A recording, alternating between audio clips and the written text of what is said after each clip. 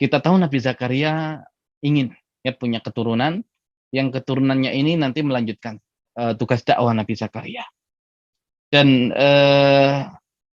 kita tahu Nabi Zakaria ini seorang yang luar biasa. Bahkan sebelum punya anak, itu ngasuh anaknya orang, yang ngasuh Maryam. Dan Maryam menjadi seorang wanita yang luar biasa. Ya, menjadi wanita yang Allah pilih. Ya, pilih alal alamin. Ya, menjadi wanita yang paling luar biasa di zamannya. Dan gurunya adalah Nabi Zakaria. Nah, berarti Nabi Zakaria ini kan tadi butuh anak. Ya, untuk melanjutkan tugas dakwah beliau. Apakah kemudian beliau bisa pastikan nanti kalau Allah kasih anak pasti jadi anak yang baik karena beliau sanggup ya mendidik Maryam menjadi anak yang baik, yang soleha? Berarti apakah bisa dipastikan bisa juga mendidik anaknya menjadi anak yang soleh?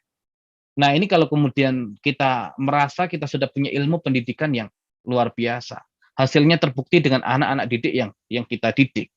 Kemudian kita merasa seandainya dikasih Allah keturunan pasti bisa kita mendidik anak kita menjadi anak yang soleh. Nah, itu ya orang yang kemudian tertipu.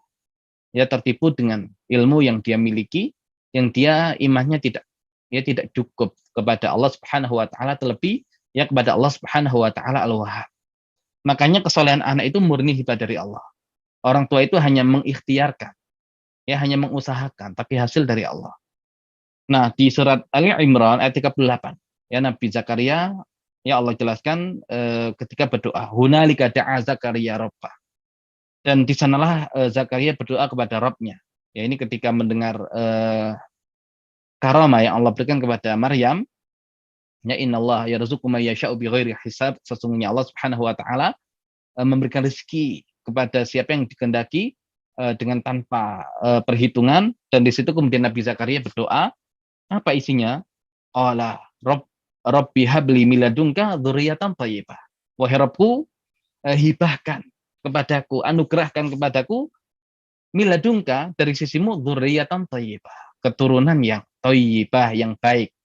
Ya, jadi Nabi Zakaria kemudian tidak mengatakan Rabbi habli miladungka dzurriyyah, hanya berhenti di kata dzurriyyah, keturunan, dengan memastikan saya bisa ya Allah. Ya, dengan ilmu saya untuk menjadikan keturunan ini menjadi keturunan yang soleh. Nggak boleh begitu. Ya, nggak boleh.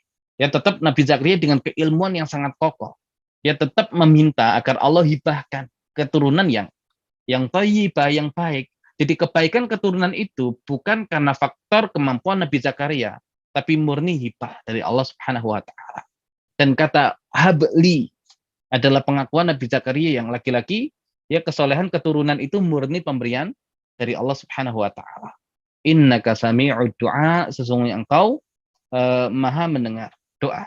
Ya, maha mendengar doa.